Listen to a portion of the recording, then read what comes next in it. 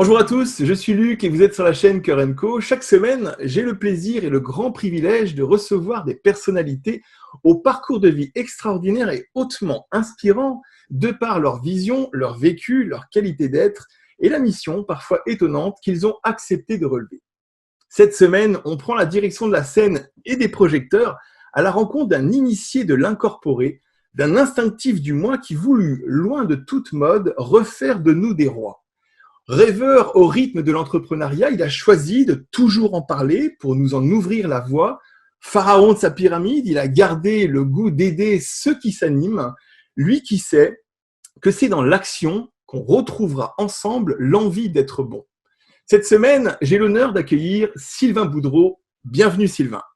Bonjour, quelle belle introduction. Merci beaucoup, merci. Merci. Alors, vous êtes pour moi un authentique et un des plus grands provocateurs parmi les conférenciers entrepreneurs, un out of the box, jouant avec génie des mots et des paradoxes. Alors, comme je le disais, c'est une grande joie pour moi de vous accueillir. Et fidèle à la tradition de cette émission, je me propose de retracer en quelques mots ce que votre parcours, lui, il a de beau. Alors, vous êtes conférencier, entrepreneur à succès. Oui. Vous êtes l'aîné d'une famille de 6 enfants. Votre père était un avocat brillant qui souffrait d'alcoolisme et votre mère était femme au foyer. Alors, vos parents ont peu de moyens et vous avez finalement vécu une enfance assez difficile. Et dès que vous avez pu partir, comme vous me le disiez, du milieu familial, vous êtes parti vous prendre en charge seul. Votre premier emploi se fait jeune, à 15 ans, quand vous décidez de donner des cours de natation. Et finalement, des enfants, vous passerez après à coacher des équipes et la natation restera quelque chose d'important pour vous pendant longtemps. Vous serez alors un touche-à-tout, tour à tour maître nageur, DJ, vous donnerez aussi des cours de premiers soins et vous suivrez en parallèle des études en ressources humaines. Alors après vos études, vous commencerez à enseigner aux adultes et c'est là que vous découvrirez votre talent d'orateur. En 1994, vous déciderez de vous lancer comme conférencier.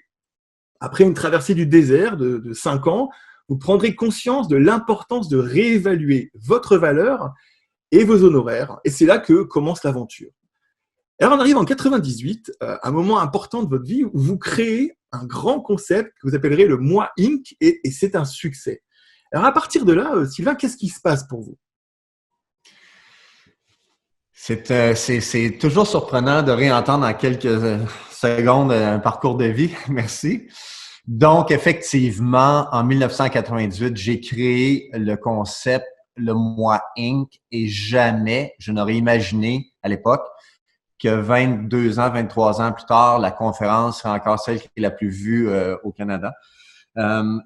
Puis la raison pour laquelle la conférence traverse le temps, c'est que je n'ai jamais suivi de mode, d'accord? Dans mon domaine, moi, je suis un conférencier, je suis un entrepreneur, mais je suis conférencier. Au fil du temps, il y a eu énormément de modes et les gens suivent ces modes-là. Des pensées magiques. Pensez seulement au livre Le Secret. Tout le monde a connu Le Secret, c'était une pensée. Moi, jamais j'ai suivi ces modes-là. J'ai toujours été très focus. Je suis vraiment aligné avec ma conviction profonde qui est de prendre soin de soi pour mieux prendre soin des autres.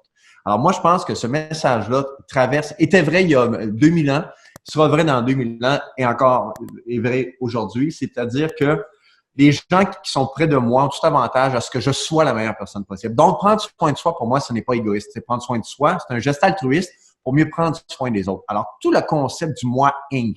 Je sais qu'en Europe, en France, Inc. incorporé, ça résonne moins, mais incorporé veut dire une société. Au Canada, incorporé, c'est un terme légal qui veut dire que tu as une corporation, tu as une société. Alors, le concept, c'est que moi, Sylvain Boudreau, je suis président, directeur général de Sylvain Boudreau Incorporé, de ma société. Ça, c'est mon entreprise. Et dans mon entreprise, il y a plein de départements dont je suis responsable. Alors, exemple, l'alimentation, l'entraînement physique, le travail, l'aspect familial, l'aspect économique. Et c'est à moi de prendre soin de moi. Alors, le concept du Moi Inc., là, puis moi, je suis comme ça dans la vie, je suis très axé sur la valorisation des gens, mais surtout la responsabilisation. Alors, c'est pour ça que c'est une conférence qui traverse le temps, parce que je responsabilise les gens. Mais alors, comment vous êtes venu à un moment donné à écrire un livre? Alors, vous dites toujours, je ne suis pas auteur, mais comment il est venu ce moment d'écriture? OK. Bon, là, mon parcours est assez… J'ai un parcours atypique et je suis dans le monde des conférenciers quelqu'un qui est atypique. C'est-à-dire, il y a beaucoup de conférenciers qui vont s'isoler pour écrire une conférence, d'accord? Ils ont un sujet, puis ils se disent, je vais composer une conférence, je vais écrire un livre, bon, etc. Puis après ça, je vais la diffuser. Moi, c'est complètement l'inverse. C'est incroyable. Je suis tellement instinctif. Tout se passe dans ma tête. Quand je dis tout, là, Luc, tout se passe dans ma tête. Moi, je vois un besoin, je vis une situation, il se passe de quoi dans ma tête, il y a une bulle, boum, et là, la conférence se crée. L'année dernière, je faisais une entrevue pour un média québécois. Le journaliste me demandait « Quand avez-vous écrit le mot incorporé? » Et je ne l'ai jamais écrit. Et ce n'est pas une blague. Moi, là, en passant, au moment où on se parle, j'ai 5 conférences. J'en ai toujours eu 4, une 5e depuis le début de la pandémie, mais j'ai toujours eu 4 conférences. Et les 4 conférences sont venues au monde dans ma tête. C'est-à-dire que, à force d'y penser, d'y réfléchir, je suis toujours dans ma tête, là, et la conférence se crée, d'accord? Donc, je ne prends pas le temps de m'asseoir pour l'écrire. Alors, le livre, à un moment donné, c'est qu'il fallait mettre par écrit, dans le fond, ce qui se passait dans ma tête. Et les gens me le demandaient. Alors, ça, c'est un exercice qui était un peu plus difficile pour moi, c'est-à-dire je me suis assis et j'ai composé le livre Le mot incorporé qui reflète bien qui je suis. Et l'année dernière aussi, pour les 25 ans, ça faisait 25 ans que j'étais conférencier, j'ai écrit un livre aussi où en 25 mots, 25 chapitres, 25 ans, c'est un concept assez facile, où je donne des outils aussi sur ma vision de la vie, ma vision de l'entrepreneuriat, ce qui fait qu'on a du succès dans la vie. Alors, c'est un livre qui se lit rapidement. Mais sincèrement, Luc, je suis plus un gars de scène, je suis plus un gars moi, dans la vie, je suis un toucheux, j'aime être près des gens, j'aime convaincre les gens. Alors, moi, le terme de conférencier, ça me va parfaitement. En même temps, c'est une époque particulière pour un toucheux, comme vous disiez, comme vous. Alors, moi, ce que je sais, c'est quand même que vous dites toujours que vous n'êtes pas un motivateur et que vous êtes plutôt un spécialiste des facteurs de motivation, ce qui est quand même une nuance intéressante. Alors, dans votre vie, quand même, vous avez vécu des moments de doute, des échecs, des ébranlements intérieurs. Et je voulais savoir comment vous avez vécu cette phase totalement incroyable qu'il y a eu depuis mars dernier du confinement et puis de la pandémie. Je suis un gars assez conservateur dans la vie, d'accord? Je suis un gars qui a les habitudes, puis bon, je suis assez conservateur.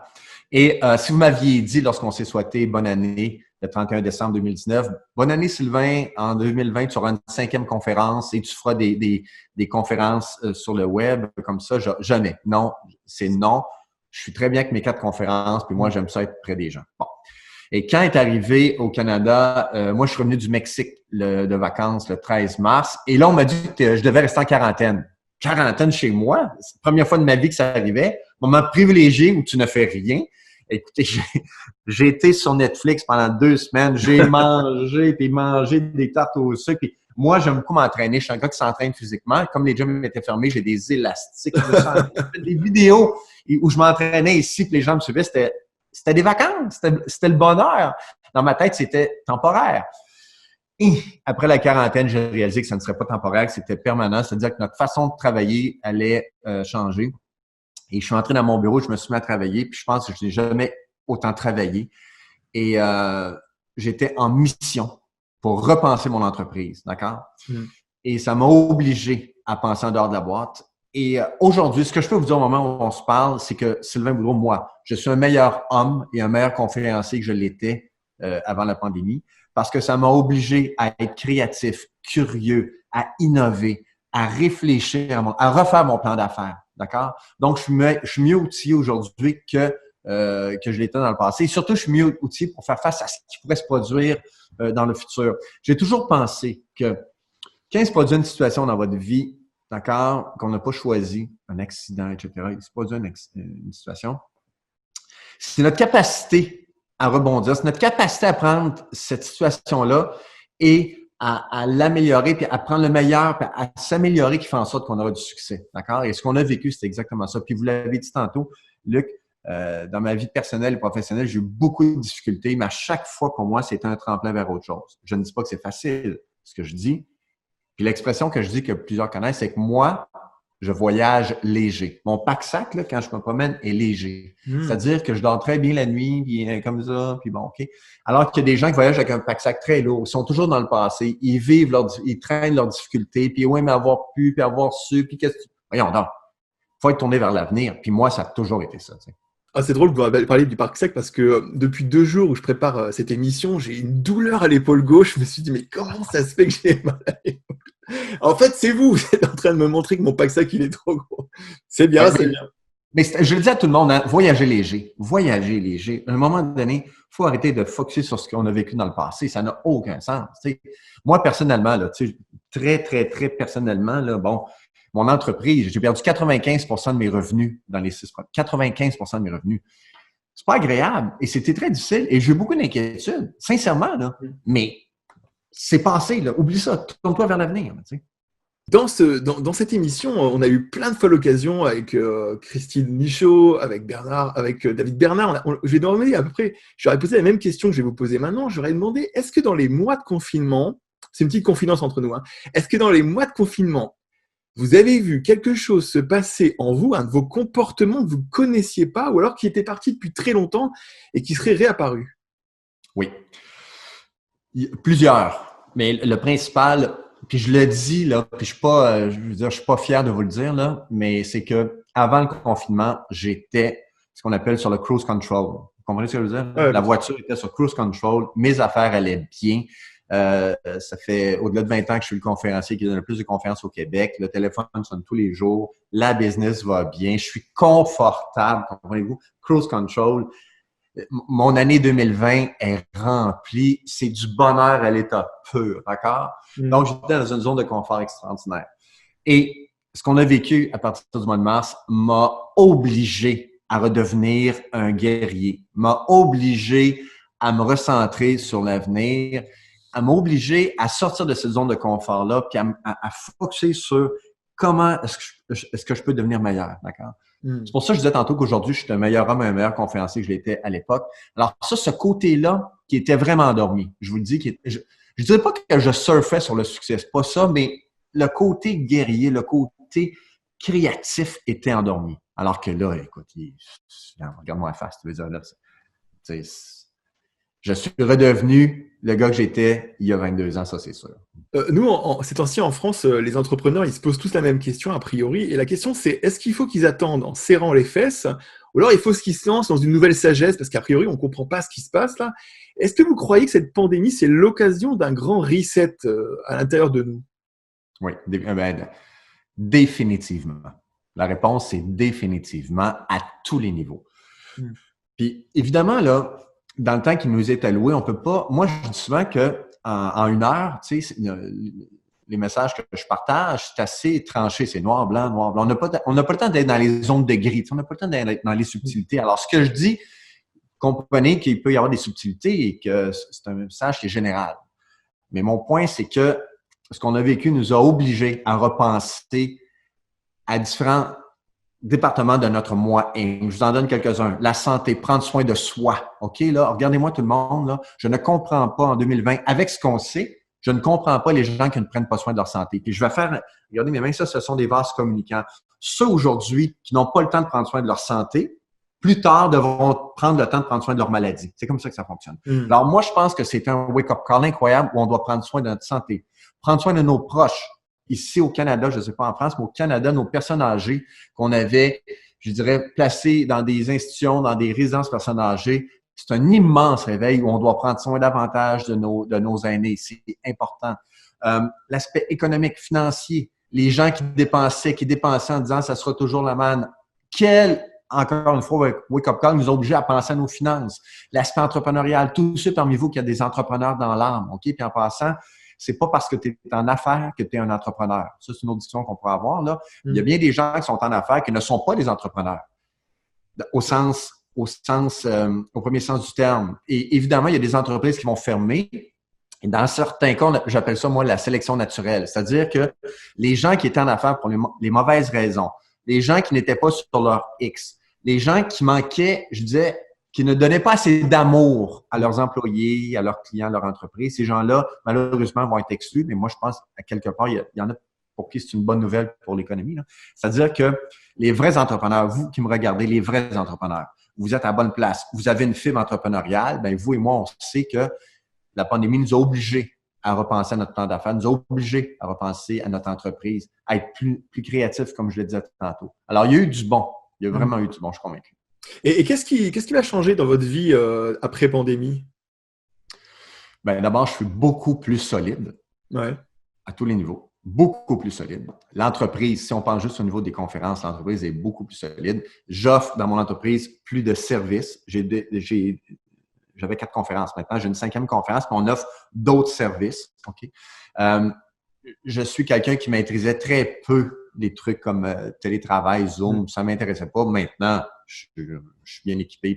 Alors, je suis beaucoup plus rassuré ou en confiance face à l'avenir que je l'étais il y a un an. Ça, c'est définitif. Comment on peut rebondir en tant qu'entrepreneur à la veille de 2021 avec une telle pandémie? Moi, je pense que, il faut être patient, il faut être résilient. Je répète, il faut être sur son X. C'est-à-dire que si tu es au bon endroit, si tu es dans la bonne entreprise, OK, c'est déjà un avantage. Deuxièmement, il faut, à mon sens, avoir une vision juste de la réalité. Alors, votre réalité d'entrepreneur, je vais prendre la mienne. Moi, en tant que conférencier au Canada, aujourd'hui en 2020, quelle est la vraie situation? Il ne faut pas que j'aille de lunettes roses. Il faut que je sois capable d'analyser, d'évaluer de façon la plus précise possible quelle est la situation du marché, quelle est la situation de mon entreprise, de la clientèle. Faut être transparent. Il faut avoir un regard juste. Et il faut, je répète ce que j'ai dit tantôt, être créatif. Alors, il faut accepter. Tu sais, il y en a qui me disent « Ouais, mais j'ai toujours travaillé de cette façon-là. » Quel raisonnement imbécile! C'est pas parce que tu as travaillé d'une façon que ça va être ça dans le futur. C'est pas parce que tu as offert tel service dans le passé que ça va être ça dans le futur. Faut accepter le changement. Le changement, la courbe de l'évolution, vous le savez, la courbe du changement d'évolution est comme ça, c'est exponentiel. Alors, l'autre point, c'est des situations problématiques. Il y en aura d'autres. C'est sûr qu'il y en a. Quel que soit votre milieu d'activité, il y en aura d'autres. Alors, la question, c'est comment est-ce que je vais m'adapter? C'est la loi de la jungle. C'est triste, mais c'est les plus forts, les plus créatifs, ceux qui travaillent le plus, qui sont le plus dédiés à leur entreprise qui vont traverser cette situation-là. Je suis convaincu. J'ai des amis restaurateurs ici. La pandémie affecte tout le monde, d'accord? Là? Bon. J'ai des amis restaurateurs qui s'en sortent très bien, qui ont innové, qui font de l'argent, puis il y en a d'autres, au contraire, qui se sont écrasés. Donc, c'est pas la pandémie qui donne le résultat, c'est ta façon de réagir. En fait, dans cette émission, à un moment donné, il y a un petit rite, je vous en parlais hors émission, donc là, c'est le moment d'un petit rite sympathique entre nous. Je vais vous faire passer une petite interview typique d'un de nos chroniqueurs là, sulfureux qui s'appelle Thierry Ardisson. Un petit rite pour découvrir un peu les multifacettes de personnalité. Alors, comme vous êtes un instinctif, un spécialiste de la punchline aussi, parce que vous avez quand même des grosses punchlines dans vos conférences. Alors, j'ai eu envie de vous faire passer un petit test, une petite interview upside down. Vous allez voir, c'est une interview un peu atypique et ludique. Donc, je vais vous poser des questions simples et curieuses et on va comme ça découvrir un peu la malice de votre personnalité, Sylvain. Alors, la première question que je vais vous poser, c'est quelle est votre plus belle erreur? Ma plus belle erreur, en passant, juste avant de répondre à votre question, j'ai fait énormément d'erreurs. Je suis tellement content d'avoir fait des erreurs. Je dis souvent que mes erreurs m'ont permis d'avoir du succès. Les gens qui ne font pas d'erreurs, les gens qui font pas d'erreurs, ce sont des gens qui ne risquent pas. D'accord? C'est des gens qui... Alors moi, j'ai fait énormément d'erreurs. La plus belle erreur que j'ai faite probablement, c'est... un jour, je voulais lancer un DVD, d'accord? Puis c'est pas une erreur. En fait, je vous dis c'est une erreur. Est-ce que c'était une erreur? C'était pas une erreur. C'est qu'un jour, je voulais lancer un DVD et on me disait de ne pas faire ça, puis fais pas ça, parce que les gens disaient, les clients vont acheter ton DVD, ils feront plus affaire avec toi. Puis finalement, contre tous, j'ai décidé de le faire. Ça m'a coûté énormément d'argent. J'ai perdu de l'argent dans le processus. Parce que c'était tellement compliqué. Là. Je voulais louer une salle de spectacle à Québec, ça s'appelle le Capitole de Québec. Comme j'étais seul, je n'étais pas une organisation. En tout cas, ça a été compliqué. C'était une traversée du désert. Ça va? Et j'ai douté beaucoup. Puis à la fin, quel résultat extraordinaire. Parce que le DVD est devenu une carte de visite. Ouais, c'est ça. Ça a fait en sorte que ça a été l'effet inverse de ce qu'on avait pu imaginer. T'sais, au lieu que les gens achetaient le DVD et ne m'engageaient pas, ils achetaient le DVD puis ils m'engageaient. C'était une carte de visite. Alors ça, c'était un élément... au début, qui me paraissait une erreur ou en tout cas un défi important, puis finalement, je suis très content. Alors, c'est intéressant, c'est comme si vous aviez eu peur de vous cloner et de perdre comme ça le marché associé. Alors, justement, si vous pouviez vous cloner, si là, Sylvain, vous pouviez vous cloner, avoir un double Sylvain, que ferait l'autre Sylvain comme activité? Avec tous mes défauts, avec tous mes travers, avec toutes les difficultés que, comme tout le monde que j'ai dans ma vie, là, vous n'avez aucune idée à quel point j'adore ma vie. À tous les niveaux, OK? J'adore ma vie. Pourquoi? D'abord, au niveau du travail. Je dis travail, je ne devrais même pas dire travail parce que c'est une passion, d'accord? Moi, partager mes concepts, puis innover, puis discuter avec les gens, c'est une passion. Bon. Donc, je ne voudrais rien changer là-dessus. Au niveau personnel, je suis un gars qui aime ça m'entraîner, je suis un gars qui aime jouer au golf, je suis un gars qui aime voyager. Tout ça, c'est fascinant. Si j'avais à me cloner, ou si disons qu'on me donnait 168 heures de plus par semaine, on double mon nombre d'heures. Si j'avais un rêve, là, puis c'est moi qui écris le scénario. J'écris le scénario de ce que ce serait. Je donnerais 2 fois plus de conférences. Je donnerais 3 fois plus de conférences. Je voudrais rejoindre le plus de monde possible. D'accord? Puis rejoindre le monde possible. C'est sûr que je pourrais faire à un moment donné des vidéos, puis mettre ça sur YouTube, puis rejoindre la francophonie. Non, moi, ce que j'aimerais, c'est donner plus de conférences. C'est-à-dire rencontrer les gens. Puis moi, là, je suis un entrepreneur dans l'âme. Okay? Moi, le développement m'intéresse, la croissance m'intéresse. L'entrepreneur, pour moi, la personne qui se lève le matin, qui croit en son projet, qui met son énergie, qui met ses efforts, qui vit ses difficultés, ses échecs, mais qui continue à avancer, ça me stimule. Alors moi, s'il y avait un clone, là, présentement, il donnerait des conférences en Europe probablement. OK. Quel est le défaut qui vous sauve la vie? C'est une bonne question. OK. Mon plus gros défaut, c'est que je suis impatient. D'accord? Ça, c'est sûr que mon plus grand défaut, c'est mon impatience. Je suis impatient face à la bêtise. Je suis impatient surtout face à la nonchalance. Dans notre société, je trouve que la nonchalance est une plaie. La nonchalance ralentit le processus. La nonchalance ralentit l'économie. Quand je vais dans un commerce et que je vois un employé payé, il a un salaire comme ça, hein, je vais... D'accord? Alors, mon impatience, puis tu sais, ça vient me chercher, a fait en sorte que j'ai mis comme un pare-feu entre moi et la business ou entre moi et les clients. D'accord? Donc, j'ai une équipe, deux personnes. Nous sommes 3 dans l'équipe. Donc, j'ai 2 personnes, Stéphanie et Marie-Ève, qui sont d'une douceur, d'un tempérament extraordinaire, qui me calment, qui me permettent justement, quand j'ai une impatience, de prendre la balle au bon et de régler le dossier. Alors, le fait d'être impatient fait en sorte que j'ai une plus belle équipe, donc plus de succès. Comprenez-vous? Si vous pouviez ne plus avoir peur de rien, mais absolument plus de rien, quelle est la peur que vous conserveriez pour vivre? Oh, c'est une excellente question. De façon, je vais dire, très, pas égoïste, mais moi, je suis dans la vie quelqu'un qui prend très peu de risques au niveau physique. Pourquoi? Parce que je suis le produit. D'accord? Je vous donne un exemple. Exemple, je l'ai fait dans la jeunesse, je ne referai jamais de vélo de montagne. Tu sais, je l'ai déjà fait, je ne referai jamais ça. Pourquoi? Parce que je suis très conscient qu'une simple chute, je me casse un bras, je me casse une jambe, ça vient mettre ma carrière sur pause. J'ai pas les moyens, j'ai pas l'intérêt, je serais malheureux. D'accord? Donc, cette crainte-là que j'ai, moi, c'est ridicule, mais quand je marche dans la rue, je fais attention. Tu sais, je suis toujours quelqu'un qui va essayer d'être prudent pour pas me blesser. Ça va? Alors, cette crainte-là fait en sorte que je me blesse pas. J'ai une bonne hygiène de vie. Alors, je suis rarement malade. Alors, je suis pas hypocondriaque d'aucune façon. Là. Moi, ça me dérange pas. Si on m'apprend que j'ai le cancer, je dirais pas pourquoi moi, je vais dire pourquoi pas moi. Puis je vais me battre. Là. Mais mon point, c'est que pour garder ma qualité de vie, je fais attention, je suis prudent, disons. Alors, je me disais, si vous pouviez avoir une croyance que pour 1 an, on vous propose une croyance, voilà Sylvain, voilà une croyance nouvelle, vous avez 1 an de croyance avec vous pour l'utiliser, quelle est la croyance que vous prendriez? C'est une bonne question. Ça, c'est une excellente question. J'aimerais avoir la conviction de convaincre le plus de gens possible. Ça va?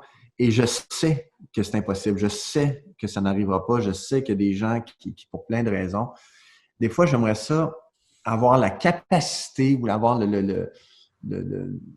l'opportunité de parler au plus de monde possible puis de les convaincre. Ça, c'est un défaut. Tantôt, on parlait de défaut. C'est un défaut que j'ai, moi, c'est que je suis tellement convaincu de mes trucs. Je suis tellement... Puis c'est tellement pour le bien des autres. C'est pas pour moi. Moi, je m'en fous, là.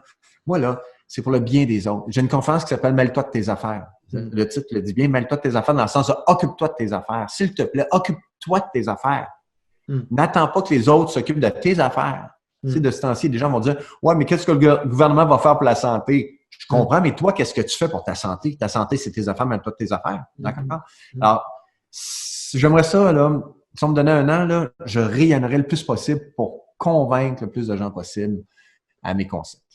Puis, je veux pas que ça paraisse trop vantard ou égoïste, là, mais je crois vraiment à ce que je fais, c'est sûr.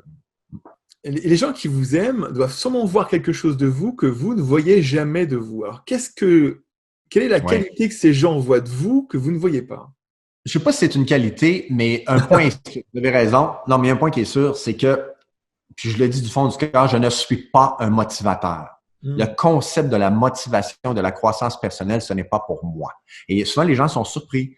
Mais je leur dis, écoute, t'es pas obligé de tout aimer. Tu sais, il y en a qui aiment la nourriture espagnole, il y en a qui aiment pas ça, il y en a qui aiment les sushis, il y en a qui aiment pas ça. Bon, moi, la croissance personnelle, en tant que telle, ça ne m'attire pas. C'est pas quelque chose qui me touche.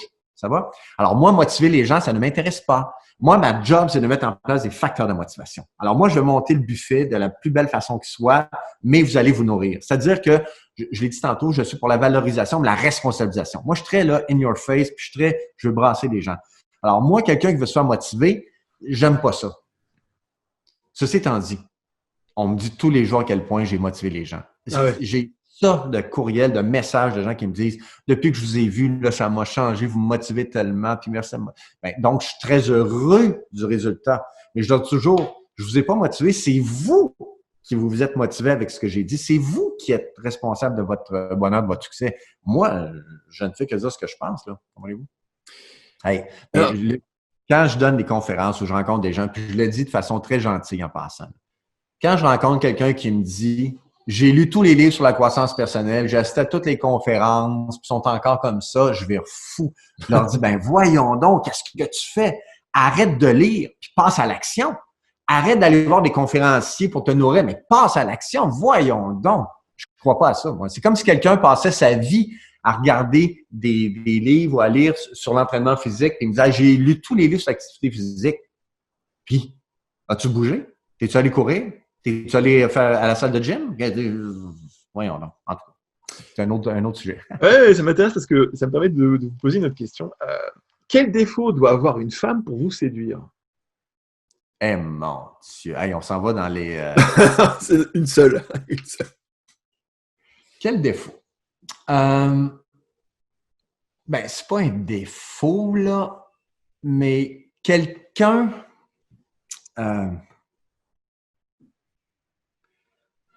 quelqu'un qui n'est pas conscient de ses forces ou de son potentiel, à quelque part, ça m'attire. Mais là, est-ce que c'est l'œuf ou la poule? Comprenez-vous? Est-ce que c'est parce que ça rentre dans mon travail?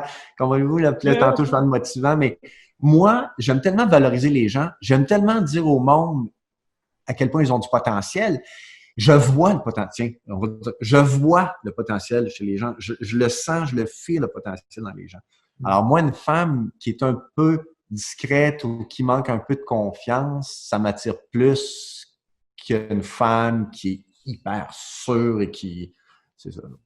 Alors, dernière question. Si vous deviez interviewer Sylvain Boudreau en face de vous, là, quelle serait la première question que vous lui poseriez? Bon, c'est sûr que là, je me connais bien, donc… C'est le but. ça serait difficile. Mais je pense que la première question que je lui poserais, c'est pourquoi?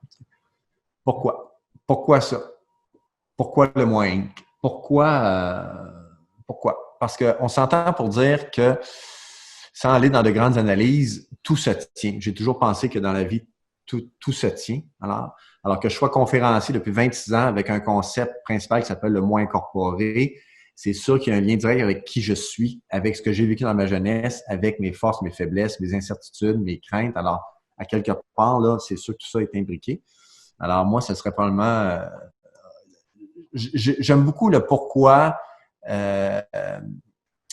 C'est pourquoi tu as créé ça, pourquoi tu es encore là, pourquoi c'est important, là, le moins incorporé. Parce qu'on s'entend pour dire que le moins incorporé, là, je pourrais tout simplement donner mes conférences. Tu sais, je pourrais être comme ça pour donner ma conférence. Mais en dedans de moi, je veux plus que ça. Tu sais, je veux convaincre les gens, je veux rayonner davantage parce que je suis convaincu que mon discours peut aider les gens. Tu sais.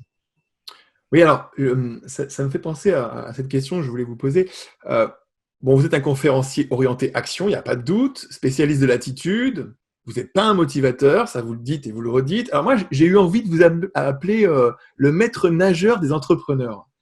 Et finalement, le maître nageur des entrepreneurs, c'est une sorte de petite voix comme ça qui pourrait dans le bon sens. Et pourquoi je vous dis ça? Parce que quelque part, vous dites toujours jette-toi à l'eau, quoi. Jette-toi à l'eau. Exactement. Attends pas, jette-toi à l'eau. Exactement. Alors bon, c'est un petit pied de nez sur votre passé. Là. Non. Puis en passant, là, s'il y a des entrepreneurs qui nous regardent, là, écoutez bien, là, avec ce qu'on vit présentement, je répète, on a nos craintes, nos peines, nos peurs, etc. C'est important de partager ça. C'est important de verbaliser ça. Il faut le dire. Il faut choisir les bonnes personnes. Moi, j'ai une conférence qui s'appelle « Va te faire voir ». « Va te faire voir », c'est sur le réseautage, l'importance de se réseauter. Puis un réseau, là, c'est un filet de sécurité. Un réseau, là, comme moi, je suis bien réseauté, c'est-à-dire l'expression que tu comprends, là que j'ai un bon réseau autour de moi, de sorte que si je tombe, je vais être soutenu dans mon réseau. Et moi, je fais partie du filet de sécurité de bien des gens autour de moi. Et un entrepreneur, le danger, c'est que par orgueil probablement, qui ont vu des difficultés, on n'ose pas en parler. Il faut en parler, mais il faut choisir les bonnes personnes à qui en parler. Alors moi, c'est pour ça que je pense que des réseaux de gens d'affaires, des réseaux comme des chaînes comme celles que tu nous partages aujourd'hui sont importantes parce qu'il faut se parler entre nous, il faut s'entraider, se soutenir, etc. Alors moi, je crois beaucoup à la force du groupe. Dans la région, moi je demeure à Québec, au Canada, j'ai un réseau de gens d'affaires qui s'appelle les cercles Kaizen. Kaizen qui veut dire évolution puis amélioration continue. Cercle, pour moi, le cercle, ça dit tout, hein, le cercle Kaizen. Donc, nous sommes un réseau, on est 175 membres. Et c'est incroyable, depuis le mois de mars, le nombre d'entrepreneurs dans la région de Québec qui m'ont appelé. Est-ce que je peux te parler, oui, ou des Zooms, puis qui me partagent leurs craintes. Puis moi, je suis là pour les... Pas les... leur donner mon avis, tiens. Leur donner mon avis, leur faire voir ce qu'ils ne voient pas et les enligner vers une direction, à mon sens, qui peut les amener vers le succès. Là. Alors, il ne faut pas rester ça dans cette période de nos vies. Oui, mais en même temps, c'est vrai que vous êtes quand même un optimiste sur la ressource intérieure. Vous dites quand même aux gens, voilà, je fais le buffet, mais c'est vous qui venez manger. Donc, vous dites quand même, c'est tes ressources intérieures qui comptent, c'est pas moi. Et en même temps, je me suis demandé, parce que notre chaîne, c'est vraiment une chaîne qui justement cherche à savoir quel est le plan de réussite de l'être. Hein. Comment réussir, pas juste être, réussir. Alors, à votre avis, est-ce qu'on a vraiment tout en nous pour réussir? Bon, soyons réalistes, non. C'est-à-dire, on n'a pas tous les mêmes outils, on ne part pas tous du même endroit, on n'a pas tous le même bagage. Pensons juste au niveau de la santé physique, mentale. Pensons juste au milieu dans lequel nous avons grandi.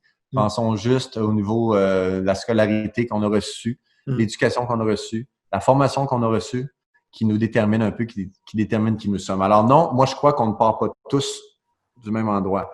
Mais par contre, on a tout ce qu'il faut pour réussir. Mais réussir, c'est le terme réussir est tellement... Je vous donne des exemples. Moi, je donne des conférences partout, là. Et je me souviens d'un homme, entre autres, son travail, il était dans un centre d'alimentation, ça s'appelle un IGA, un supermarché, d'accord? Son travail, c'était de mettre les fruits dans c'est ça son travail, OK? Bon. Mais par son attitude, parce qu'il était innovateur, parce qu'il était créatif. C'est un homme qui avait très peu de formation puis de très peu de scolarité, là. Mais dans ce qu'il était, là, il était reconnu. D'accord? Tout le monde l'appréciait. C'est un gars qui était excessivement sympathique. Les clients le reconnaissaient, son employeur le reconnaissait. Il a reçu des mentions, etc. Pour moi, ça, c'est un exemple parfait de réussite. Ça, là, pour moi, c'est de la réussite à l'état pur. Dans le dictionnaire, réussite, c'est ça. Alors, il faut y aller selon nos capacités, nos attentes, nos besoins, nos objectifs. Mais une chose est sûre, pour revenir à la question, est-ce qu'on a tout ce qu'il faut pour réussir à notre niveau chacun? Oui, c'est sûr. Parce que c'est une question d'attitude. C'est une question d'attitude. Et en même temps, c'est parce que vous dites aussi, c'est l'attitude, mais c'est aussi le moi Inc. C'est-à-dire, voilà, il y a des départements, jusqu'à maintenant, tout le monde s'en foutait, et maintenant, il faut les voir, parce que c'est eux qui vont décider si c'est la réussite ou pas. Ben définitivement. Mais quand je disais tantôt que mes concepts sont des concepts de valorisation et de responsabilisation. Valorisation, je l'ai dit tantôt, on a tous le potentiel, nous avons tous des départements dont il faut prendre soin. Donc, je veux valoriser l'humain, mais il faut se responsabiliser. Dans le sens que si tu ne t'occupes pas d'un département, mais il y aura une lacune dans ton entreprise, mais ça aurait été ta décision. Tu sais, on parle de santé physique depuis tantôt. Moi, j'ai un ami proche, là, à l'âge de 18 ans, il a eu un accident de voiture, il est paraplégique. Il est en fauteuil roulant depuis l'âge de 18 ans. Bon. Il est allé 2 fois aux Olympiques. Il est en parfaite santé, il est actif, etc. Et à côté, tu as des gens qui ont tous leurs membres, puis qui sont comme ça, puis qui bougent pas, puis qui prennent pas soin de leur santé. C'est un non-sens pour moi.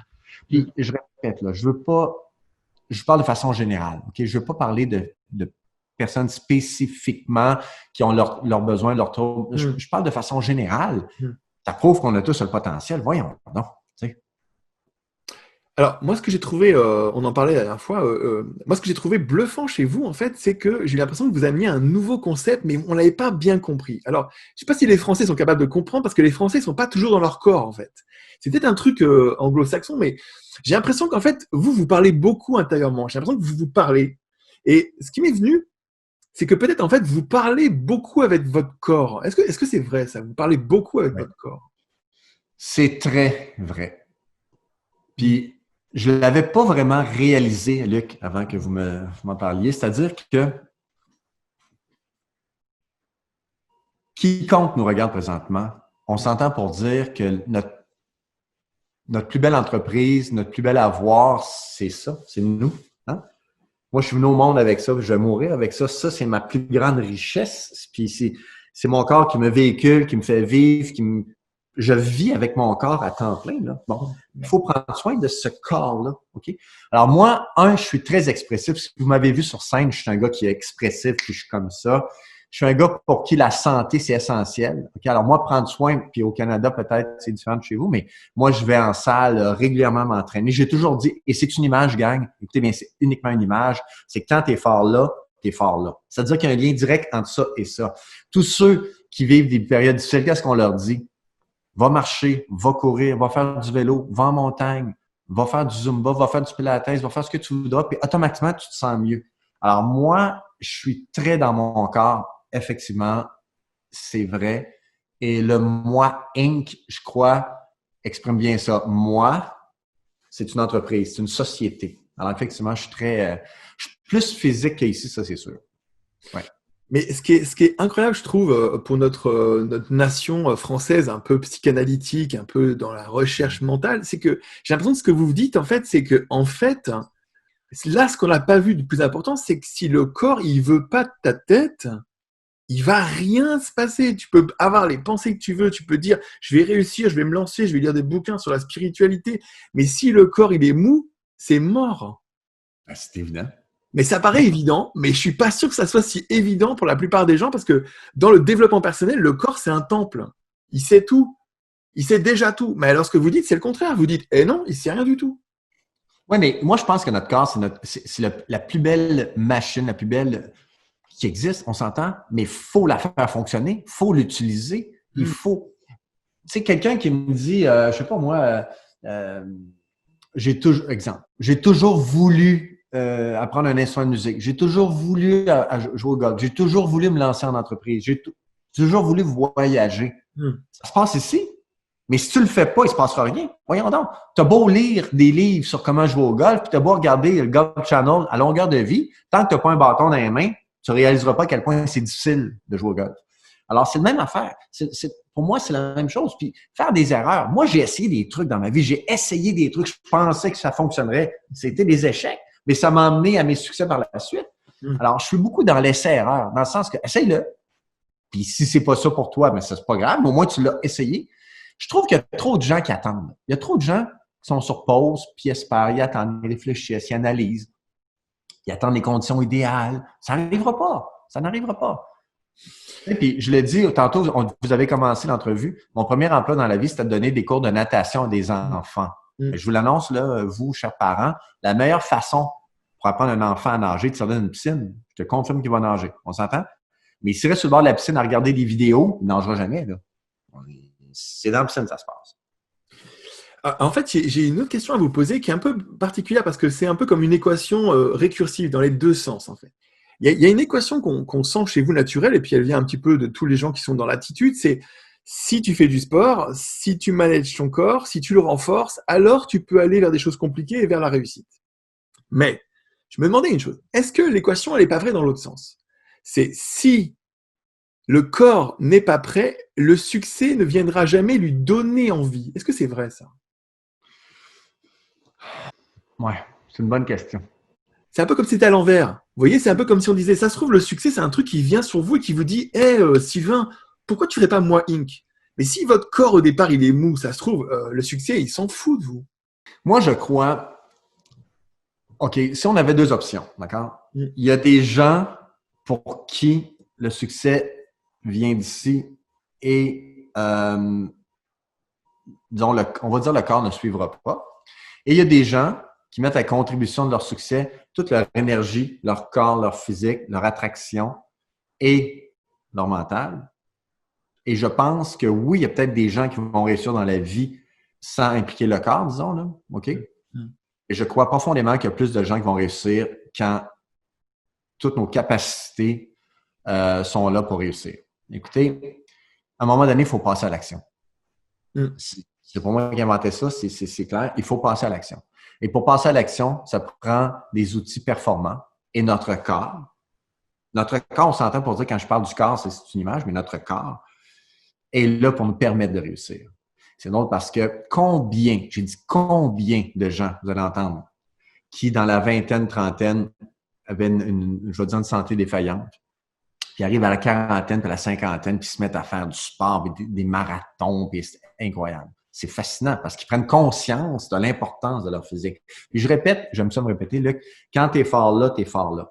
Alors, si tu veux te lever le matin, moi, là, je me lève le matin, j'ai bien dormi, mon esprit comme ça, ben c'est pas juste de la chance, c'est parce que je fais ce qu'il faut pour en être comme ça, puis entre autres, prendre soin de ma santé. Je suis profondément convaincu, Luc, si on prenait 100 hommes et femmes d'affaires performants dans leur domaine, quel que soit le domaine, je suis profondément convaincu que sur les 100, il y a une forte majorité qui prennent soin de leur santé. Parce qu'ils sont conscients que c'est de là que tout part. Alors, vous avez fait un petit début de transition sur la prochaine question, parce que vous m'avez parlé de la chance. Alors, justement, ce que vous me disiez, vous savez, Luc, moi, je suis pas un être spirituel. Vous voyez, chez moi, il n'y a ni bouquin de spiritualité, ni bouquin de développement personnel. Vous étiez dans votre cuisine, je trouvais ça trop... Et là, en fait, je me questionnais, c'est quoi la chance pour vous? La chance, là, la définition la plus simple peut-être pour moi, puis c'est une image qui est claire dans ma tête, OK? J'espère qu'elle va l'être pour vous. Pour moi, la chance, c'est une épice dans une recette. D'accord? Ça donne du goût. Alors, moi, si je vous fais une recette, je vous fais un ossobuco, je vous fais une sauce spaghetti, ça n'a pas d'importance, c'est une sauce italienne, je vous fais quoi que ce soit. Je vais mettre beaucoup d'énergie à couper les légumes, couper la viande, mariner, mettre dans le plat, mettre ça au four, arroser, vérifier. Je vais tout faire ça, d'accord? Puis à la fin, on va mettre des épices qui vont venir donner du goût. Mais les épices, c'est pas la recette, c'est un plus. Alors moi, je pense que les gens qui se fient à la chance ne réussiront pas. Moi, je pense que si je fais les efforts, je vais parler pour moi, là, OK? Si je prends soin de ma santé, je suis curieux, je suis bien entouré, je suis quelqu'un dans la vie qui est profondément généreux, je suis quelqu'un dans la vie qui est profondément juste, OK? Et je travaille fort, etc. Si je fais tout ça, ben là, il va arriver une forme de succès, puis les gens vont dire, t'es chanceux, tu as eu tel mandat, exemple. Ou t'es chanceux, tu fais une entrevue aujourd'hui avec Luc en France. D'accord? Je comprends. Mais je suis pas sûr que c'est de la chance. Je pense que c'est le résultat de tout ce que j'ai fait avant. Alors oui, il y a de la chance. En passant, il y en a de la chance. Il y a de la malchance, c'est sûr. Mais ce n'est pas ça qui définit le succès et ce n'est pas ça qui détermine qui nous sommes. Ça vient comme donner du goût, de la saveur. Moi, là, il y a des contrats, puis tu sais, des fois, là, on travaille pendant 2, 3, 4 mois pour avoir un gros contrat. On l'a mérité.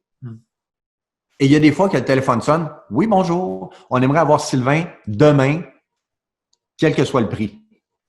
Pour nous, c'est comme si on avait gagné à la loterie. C'est comme de la chance. C'est comme, mais voyons donc, c'est le fun. Mais on comprend très bien que c'est pas ça la vraie réalité. La vraie réalité, c'est que tu dois travailler pour réussir.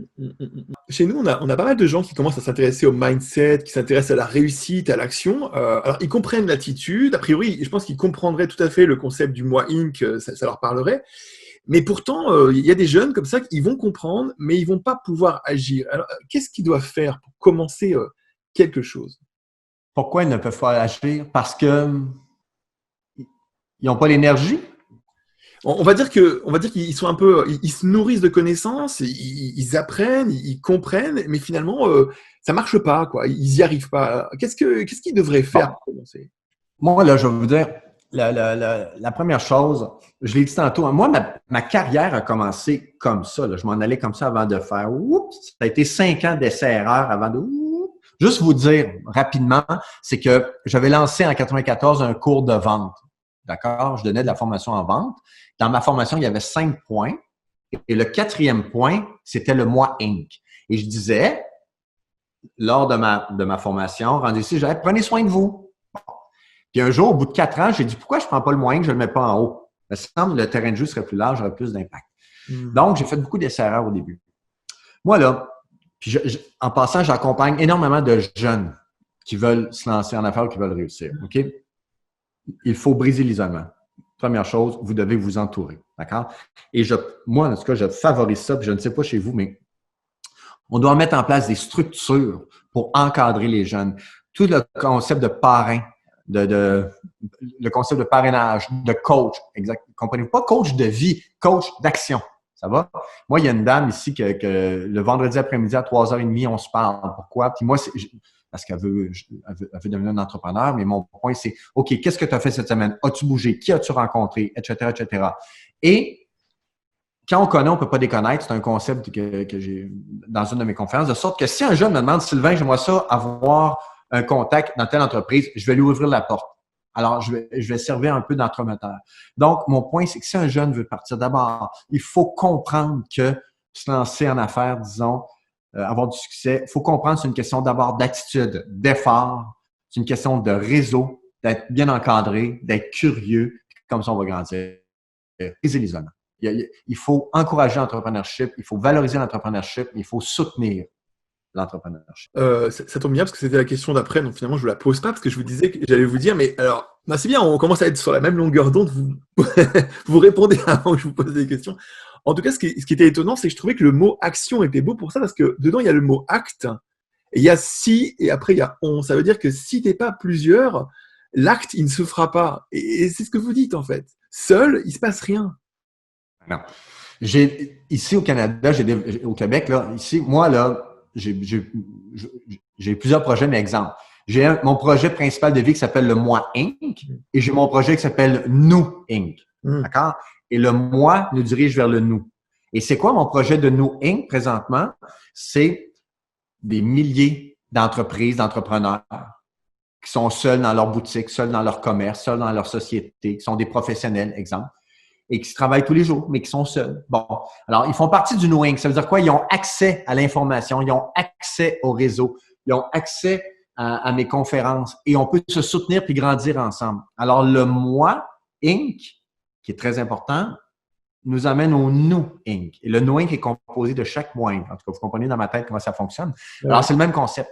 C'est-à-dire que l'action, il y a le « on », comme on dit, là, c'est-à-dire qu'il faut qu'on soit plusieurs. Alors, moi, j'invite les gens à se réseauter. Puis, tu sais, se réseauter, là, je donne un exemple, Luc, et je connais la réponse, là, mais si, Luc, on se disait, vous et moi, une fois par mois, on va passer 1 heure comme ça. Puis, disons qu'on est 5, OK? On va trouver 3 autres personnes, une fois par mois, on va passer 1 heure, 5, un Zoom comme ça à échanger et à discuter. Je vous pose une question. Quel est le pourcentage, en pourcentage, OK, là? Quel est le pourcentage de chances que au bout d'1 an, vous et moi, on devienne meilleurs et qu'on aille grandir dans nos entreprises? C'est quoi le pourcentage? C'est 100 C'est pas 99, c'est 100 Alors, c'est ça le réseautage. C'est-à-dire que si vous et moi, on décide de se parler 1 fois par mois, je suis profondément convaincu que dans 1 an, les deux, on va avoir grandi. C'est sûr, en fait, c'est évident. Alors, j'invite les gens à se réseauter, à créer des cellules, à créer des réseaux, à partager et tout le monde va grandir. Le moins va devenir un knowing plus puissant. Tu sais. Oui, c'est intéressant parce qu'en plus, j'ai l'impression qu'en trame de fond, ça parle de la valeur. Et justement, je voulais vous en parler parce que, en fait, dans votre vie, quand même, il y a eu un avant-après. Il y a eu avant où vous faisiez des conférences, mais vous ne gagnez pas beaucoup d'argent, c'était quand même dur et vous donniez bonne figure. Et puis, il y a eu un après, il y a eu un moment donné, vous avez décidé de multiplier par 2 et encore par 2 vos honoraires. Mais nous, on est français, vous voyez, on n'est pas québécois. Donc, l'argent ici, c'est compliqué. Et je me suis dit, c'est quoi votre regard sur la valeur personnelle et sur l'argent que vous vous autorisez? C'est quoi votre regard? Bon, moi, d'abord, tout est question de valeur, comme vous le dites, c'est une question de valeur. Et moi, je pense que l'argent, c'est sain. Faire de l'argent, c'est sain, c'est bon. La première responsabilité d'un entrepreneur, c'est la pérennité de l'entreprise. D'accord? Alors, si moi, je suis un entrepreneur et parce que je suis gentil, mes prix, mes honoraires sont trop bas, qu'est-ce qui va arriver? C'est personnellement, familialement, ça va être difficile. Ça se peut que je ferme mon entreprise, donc je vais mettre en péril mes employés, mes fournisseurs, mes clients, etc. Donc, en tant qu'entrepreneur, notre première responsabilité, c'est la pérennité. Deuxièmement, quand tu fais de l'argent de façon saine, etc., c'est que tu embarques dans une spirale positive. Tu peux être plus généreux, tu peux redonner, tu peux investir, tu peux croître, d'accord? Tu peux avoir des projets. Alors, c'est important. Faire de l'argent, c'est sain. Deuxièmement, il faut être conscient de sa valeur. Quelle est ma valeur? Et souvent, les gens ont tendance à se sous-estimer. Ça va? Personnellement, c'est ce qui est arrivé. C'est qu'au tout début de ma carrière, je n'avais pas de cheveux gris, puis j'avais 29 ans, 30 ans à l'époque. Alors, les honoraires étaient là. D'accord? Et vraiment, financièrement, c'était très difficile. À mon sens, j'étais sous le seuil de la pauvreté ici au Québec. D'accord? Puis un jour, je me suis levé et j'ai doublé mes honoraires. Le téléphone s'est mis à sonner. Au bout de 6 mois, j'ai redoublé mes honoraires. Le téléphone a fait ça, ça n'a jamais arrêté. Donc, le même garçon, le même discours, exemple, je vais prendre en argent canadien, à 500 $, j'avais pas de crédibilité. À 2000 $, je devais être très bon, je devais être extraordinaire, tout le monde appelait. C'est fou. Alors, c'est pour ça que j'ai écrit une conférence qui s'appelle « Ne soyez jamais mal pris ». Pris, l'argent, pris, ne soyez jamais mal pris. C'est-à-dire, j'explique aux gens comment justifier vos honoraires, comment augmenter votre facture moyenne au bénéfice du client. Moi, quand j'augmente le prix, c'est pas pour moi, c'est pour les clients. C'est un concept que j'explique un jour, là. Mais dans ma conférence, ne soyez jamais mal pris, c'est ce que j'explique. Et c'est drôle, c'est la conférence qui fonctionne le plus chez nous depuis quelques années. C'est-à-dire que les gens ont besoin de retrouver. Surtout en pandémie, écoutez bien ceux puis on va en sortir de la pandémie, mais présentement, là, il y a des gens parce qu'ils ont faim, parce qu'ils veulent être gentils, parce qu'ils sont généreux, qui baissent leurs honoraires. Mais quand tu baisses tes honoraires, c'est une perte. On s'entend? Quand tu baisses tes honoraires, tu es supposé vendre plus. On appelle ça une promotion. Exemple, si je pense que cette bouteille-là vaut 30 $, OK? Le prix affiché, c'est 30 $. En passant, c'est vrai pour des honoraires. Puis vous me dites, Luc, vous me dites, Sylvain, moi, je te donne 25 $ pour la bouteille. Puis moi, je réponds, OK, je vous la laisse à 25 $. Ça ne fait pas de sens. Parce que, êtes-vous d'accord que dans cette relation-là, elle n'a jamais valu 30 $. Si j'avais été convaincu qu'elle valait 30 $, j'aurais dit non. Bon, alors, si je vous la laisse aller à 25 $, c'est vous qui avez déterminé le prix de la bouteille, vous avez les mains sur le volant. Donc, je vous ai fait un rabais, vous allez vous dire, à 30 $, Sylvain il est en train de me jouer un tour. À 30 $, c'est exagéré. Puis pourquoi je ne vais pas faire 20? Peut-être qu'il aurait dit 20. Et il aurait dit oui à 20 $, comment lui? Alors qu'une promotion, c'est moi qui ai les mains sur le volant. Si je vous dis, valeur 30 $, d'accord? Mais la bouteille, le prix est 25 $ jusqu'au 1er décembre. Après le 1er décembre, ça revient à 30 $. Qu'est-ce que je fais? Je baisse le prix volontairement, mais je vais en vendre plus. Donc là, il va y avoir un gain d'argent. On appelle ça une promotion. Alors, moi, dans mon entreprise, puis ça, c'est un défaut, je vous dirais là souvent, c'est que j'ai les mains sur le volant. Je sais où je m'en vais. Je délègue énormément. Vous n'avez aucune idée à quel point je délègue. Les filles, vous pourrez vous le dire, c'est fou. Mais j'ai les mains sur le volant. Puis je vous dis, en tant qu'entrepreneur, il ne faut pas que ce soit le client qui détermine. De toute façon, retenez toute votre vie. Un client qui vous choisit pour vos bas prix va s'en aller pour la même raison. Ce ne sont pas des clients fiables, ce ne sont pas des clients fidèles. OK? Alors, les gens doivent vous choisir parce qu'ils sont convaincus que vous avez une valeur, que vous valez des honoraires ou un prix. Alors, la première personne qui doit accepter vos honoraires, vos prix, c'est vous. Alors, moi, je travaille beaucoup sur la confiance en soi. Sois fier de toi, sois conscient de ce que tu apportes à ta clientèle. C'est important de se tenir droit. Aujourd'hui, vous dites que, en fait, si on s'occupe de soi, finalement, on devient meilleur et donc meilleur aussi avec les autres. Mais finalement, vous avez dit quand même aussi, hors caméra, que vous aviez souffert d'une sorte de syndrome du bon gars. J'ai trouvé ça intéressant, cette idée de syndrome du bon gars, et que vous avez même consulté pour essayer de traiter cette sensibilité. Mais alors, comment vous êtes passé du sauveur à l'entrepreneur fonceur? Mais entre vous et moi, Luc, le sauveur il est encore là. Il est pas loin, il est ici, le sauveur. Là. OK? Le syndrome du bon garçon, c'est que moi, vous l'avez dit en introduction, je suis l'aîné d'une famille de 6 enfants. Et une enfance difficile, mon père est alcoolique, donc j'ai pris sa place rapidement. C'est un autre dossier. Mais mon point, c'est que le syndrome du bon gars, c'est que toute ma vie, je me suis toujours dit, si les autres sont bien, ça me va. Alors moi, que ce soit dans mes relations amoureuses, que ce soit au travail, c'était toujours, toi, es-tu correct? Oui, t'es correct? Parfait, je suis content. Exemple, si on serait arrivé au restaurant, vous et moi, Luc, là, en entrant, si je vois une table, OK, la plus belle place, c'est-à-dire que la place avec la plus belle vue, je vous l'aurais laissée instinctivement. J'aurais dit, assieds-toi là, Luc, tu vas avoir une belle vue. Moi, je vois le mur, c'est pas grave. Alors, c'était toujours les autres. Mais ça devient fatigant, ça devient lourd. Le syndrome du bon garçon, c'est que les autres, à un moment donné, tu arrêtes de t'écouter. Tu arrêtes, tu sais, t'es plus conscient de tes besoins personnels. Alors, j'ai consulté longtemps un psychologue pour m'aider à sortir de ça, de réaliser que prendre ma place, c'était pas au détriment des autres. En tout cas, c'est un cheminement qui est assez complexe, mais c'est encore présent. Sincèrement, c'est encore présent. Mais le fait de régler ça, c'est sûr que ça m'a permis, je dirais, de m'épanouir ailleurs dans ma personnalité, puis de devenir plus confiant, de défoncer des portes, d'avancer, parce que le sauveur était moins présent, c'est sûr, sur ça. Ouais. Mais tu sais, nous sommes qui nous sommes. Hein. On s'améliore, mais on reste avec nos blessures, avec notre enfance, avec... J'ai un petit truc à vous raconter rigolo, parce que j'ai vu qu'en fait, parfois vous traitiez avec beaucoup d'amusement le mot jovialiste. Je trouve ça intéressant, le jovialisme et les jovialistes. Alors, les Français, ils vont peut-être pas comprendre ce mot-là, mais vous allez l'expliquer après. Et en fait, il y a quand même un courant chez nous, hein, il y a un courant actuellement dans le développement personnel qui est un peu basé sur il n'y a rien à faire. Tout est déjà là. Il faut juste poser une intention. C'est un peu. Alors je sais que ça va vous faire dresser les cheveux sur la tête en brosse. Et moi, j'ai l'impression que qu'est-ce que vous en pensez, vous, de cette histoire? Bon, moi, là, je l'ai dit il y a quelques secondes, nous sommes qui nous sommes. Nous sommes qui nous sommes.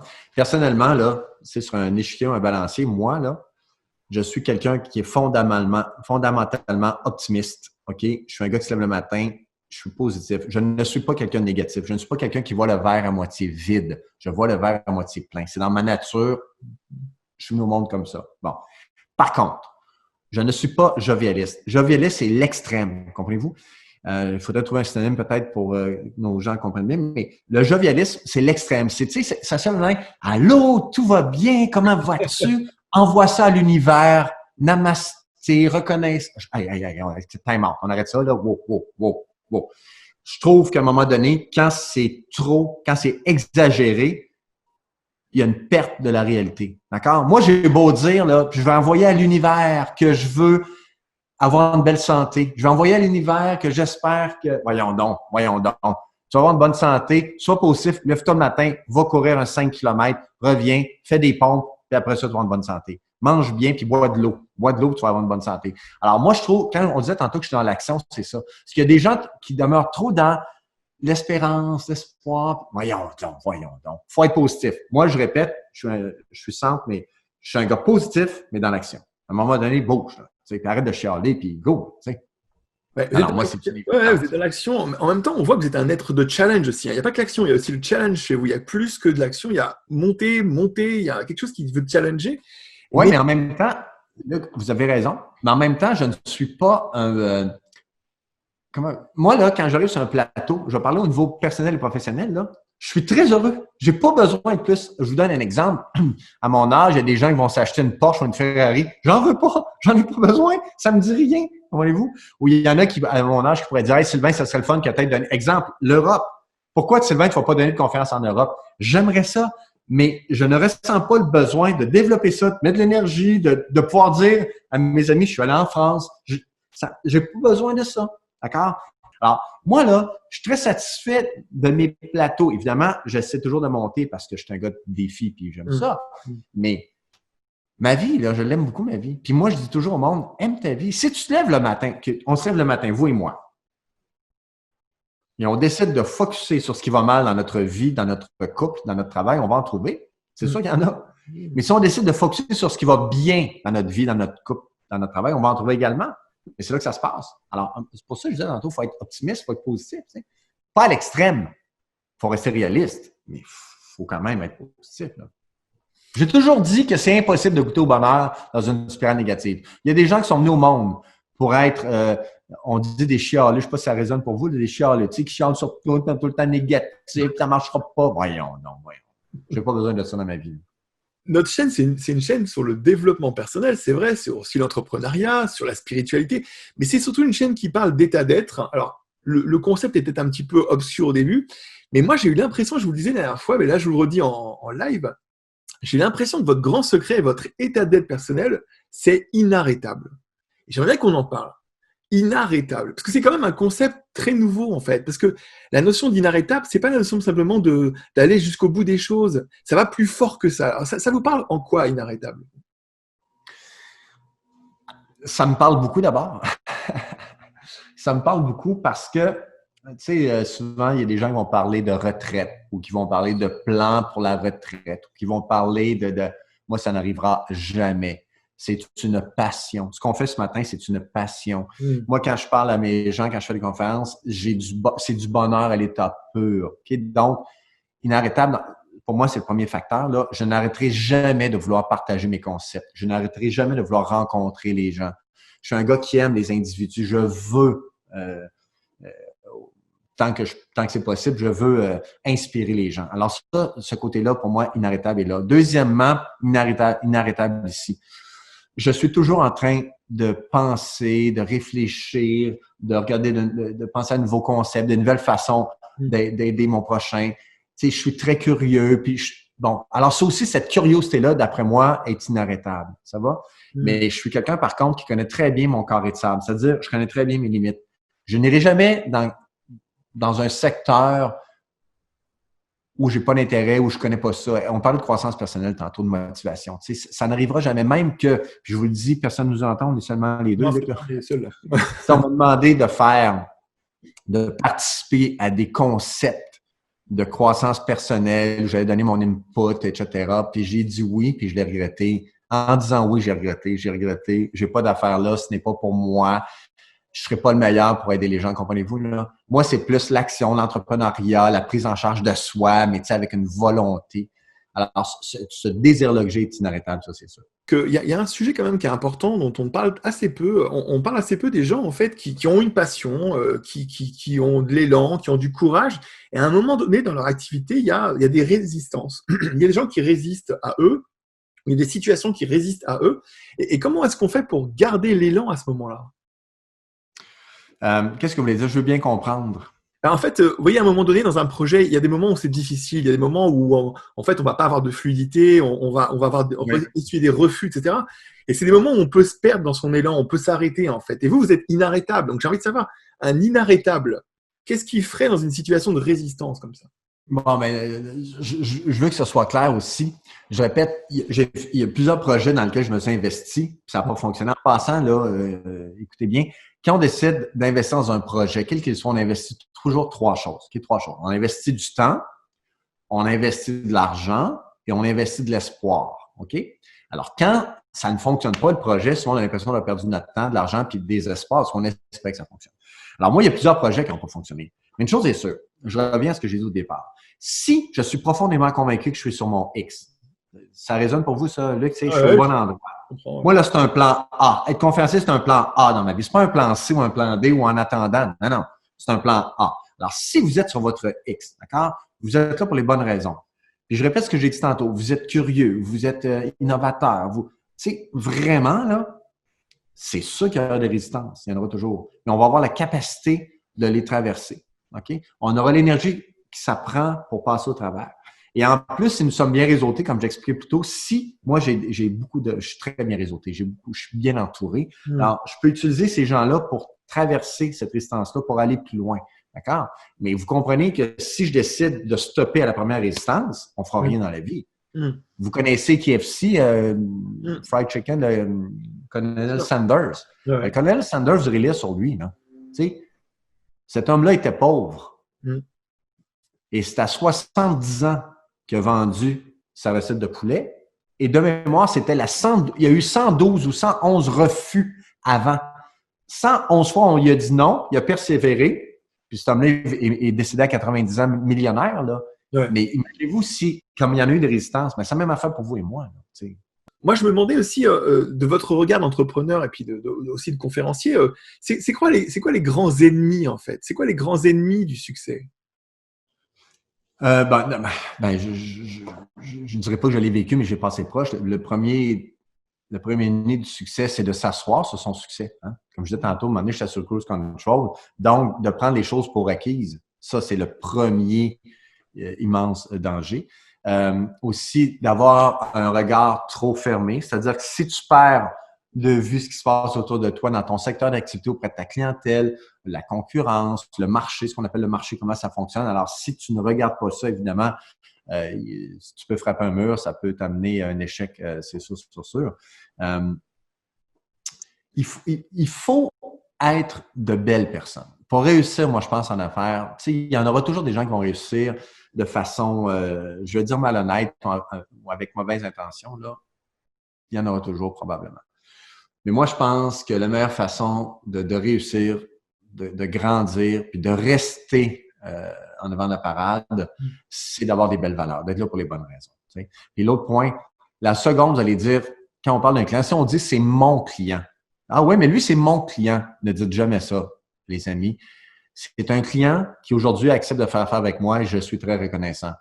Mais ce client-là, demain, peut aller ailleurs. Il peut se faire séduire par quelqu'un d'autre qui va aller ailleurs. OK? Alors ça, c'est un danger aussi, c'est-à-dire de prendre les choses pour acquises. Moi, je répète, la pandémie m'a obligé c'est un wake-up call qui m'a obligé à réagir, heureusement.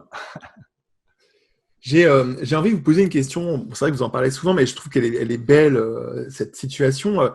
On parle de signe de reconnaissance. Parce que, quelque part, votre métier, c'est aussi l'art d'aider, et puis c'est peut-être aussi la joie de rencontrer ceux qui ont été aidés. Alors, j'aimerais que vous nous parliez de ce moment incroyable dans un restaurant que vous avez vécu, qui est quand même un signe de reconnaissance fabuleux, quoi. Ah, ben ouais, mais là, c'est incroyable, cette Tellement fou. histoire-là. Ah ouais, mais là, quand je disais tantôt que je ne suis pas un motivateur et que je suis là pour dire ce que je pense, écoutez, je suis dans un restaurant de Québec avec ma conjointe, nous sommes assis au bar, nous adorons nous asseoir au bar. Ça nous permet de jaser avec les gens autour, d'être proches puis de discuter avec les gens, les employés. En tout cas, nous sommes assis au bar, la vie est belle. Et le serveur nous apporte du foie gras avec 2 verres de champagne. Je n'ai pas commandé ça. Alors, je lui dis gentiment, parce que moi, je suis un gars qui est poli, je lui dis, pardon, monsieur, désolé, c'est une erreur, ce n'est pas pour nous.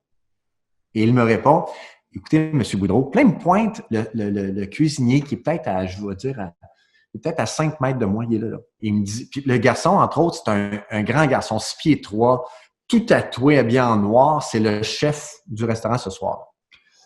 Il me dit, et non, il me dit, c'est Sébastien, c'est Sébastien qui vous envoie ça.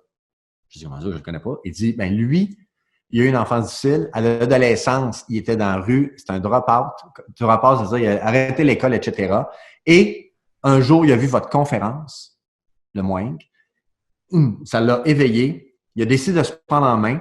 Il est allé étudier en cuisine dans une école spécialisée. Puis aujourd'hui, il est ici. C'est notre chef ce soir.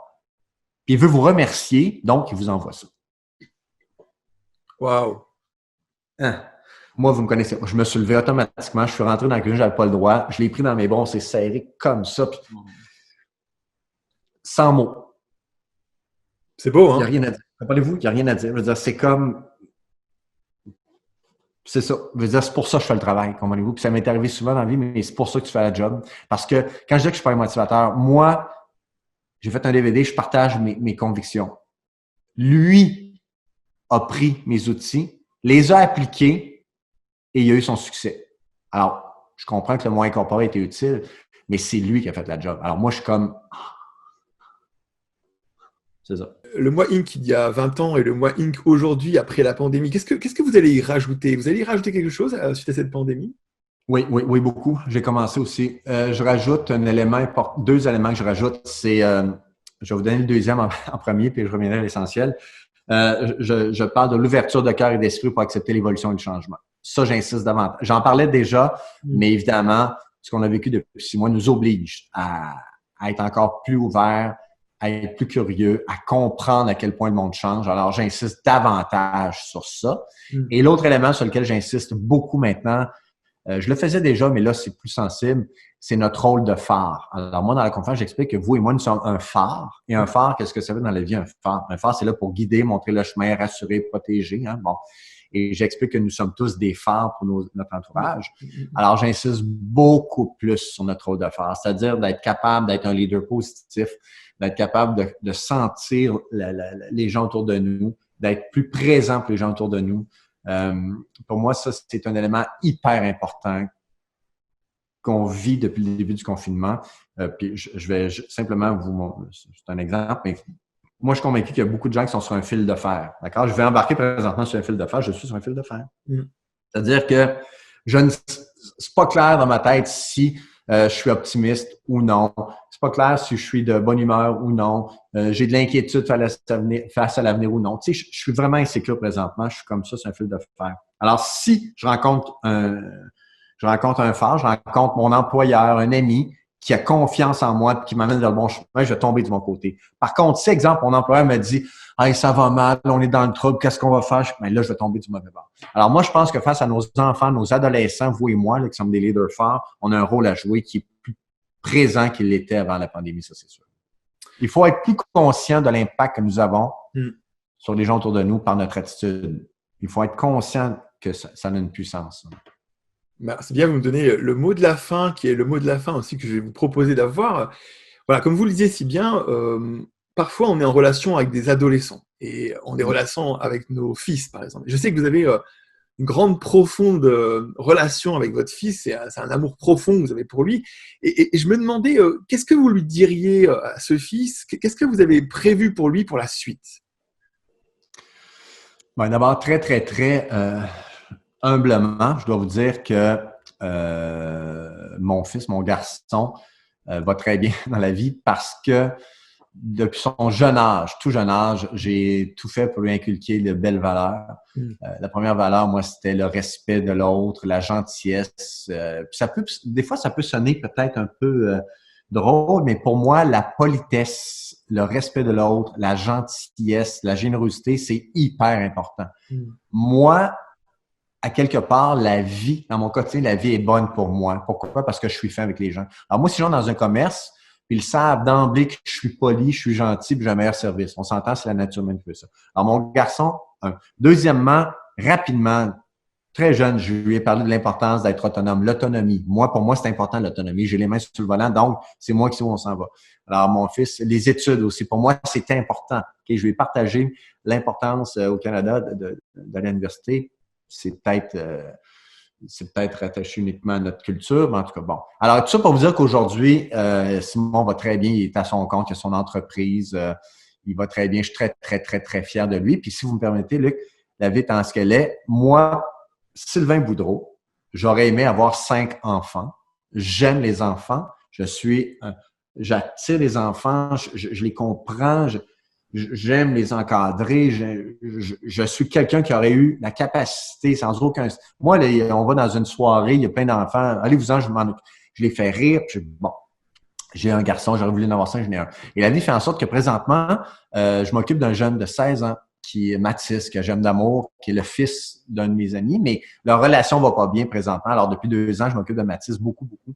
Et j'adore ça parce que ça me permet de refaire ce que j'ai fait avec Simon, mon fils. Tu sais, je repasse les mêmes messages, l'enligne, l'entraînement, l'étude, etc., etc. Alors, c'est ça. Bon, écoutez, Sylvain, que dire? Merci beaucoup parce que c'est avec vous comme ça un tour d'horizon d'autres choses que par exemple des pensées magiques, d'autres choses que des abracadabras. On a quand même besoin aussi de temps en temps d'entendre des gens comme vous, comme d'autres qui disent mais si tu veux quelque chose de grand, prépare-toi à être fort. Ce qui n'est pas toujours aujourd'hui le regard que les gens ont et ils préfèrent peut-être un peu la magie, ils préfèrent peut-être un peu la poudre comme ça qui donne l'illusion. Alors, je vous remercie aussi à vous, youtubeurs, qui avez regardé cette émission. Alors, je mettrai en dessous le lien vers Moi Inc., vers vous, vers Sylvain. Et je vous remercie. Vous pouvez toujours, bien sûr, vous abonner, partager, faire connaître Sylvain Boudreau, faire connaître l'émission. Je vous remercie, Sylvain. Le mot de la fin, pour vous, ce serait quoi? Mais d'abord, merci. Luc, c'est un honneur. Merci de l'opportunité. Merci de la confiance. Vraiment, c'est rare, c'est même très rare qu'on a l'opportunité dans mon travail de partager ce que j'appelle hors-scène, le backstage. Comprenez-vous? Les gens voient une façade, c'est normal, c'est ma job, mais c'est rare qu'on va voir l'homme derrière. Pour aujourd'hui, c'était un moment privilégié pour ça. Alors, merci beaucoup.